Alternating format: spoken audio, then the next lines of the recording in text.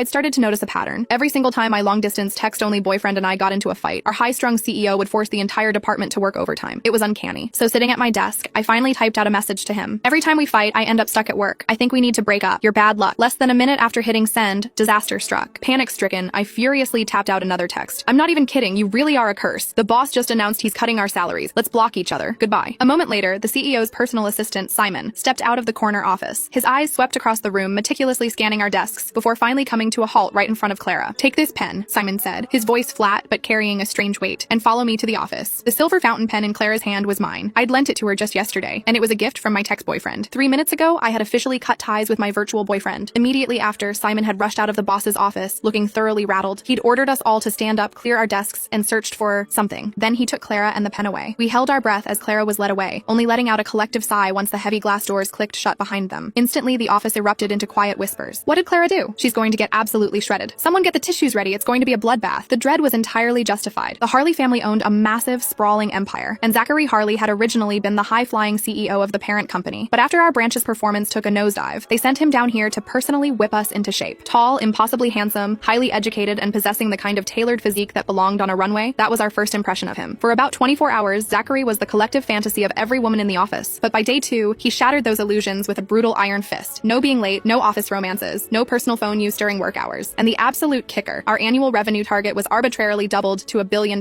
For context, we had barely scraped 500 million the year before. He was ruthless, treating performance metrics like a matter of life and death, moving through the office like a flawlessly programmed, unfeeling machine. People went into his office with forced smiles and came out in tears. If you did well, he expected better. If you fell short, he tore you to shreds without a second thought. He was our resident Grim Reaper. Under the crushing weight of this daily anxiety, I had turned to a coping mechanism, a secret online relationship. It had started as a complete accident. My cousin had gotten a new number, and when I went to add him on WhatsApp, I mistyped a digit. Surprisingly, the stranger on the other end accepted my request anyway. Assuming it was my cousin, I immediately fired off a barrage of random texts. The only response I got was a single question mark. Pissed off, I snapped back. What is your problem? Want to fight? Keep it up and see what happens. The stranger replied with another silent. A prickle of unease set in. I tapped on his profile picture and scrolled down. It was completely blank. No status updates, no photos, nothing like my cousin, who posted every single detail of his mundane life. My stomach sank. Oh God. Cringing, I typed, I am so incredibly sorry. Wrong number. Can I buy you a coffee to make up for it? I sent him a quick Venmo of $5. He immediately sent back 50. Intriguing. I decided I liked him already. After a few more exchanges, I realized there was something uniquely captivating about him. Despite never having met, we fit together with an ease that felt almost predestined. We didn't share names, photos, or occupations. We were looking for a connection of the mind, a sanctuary from our real lives. Eventually, we drifted into a relationship.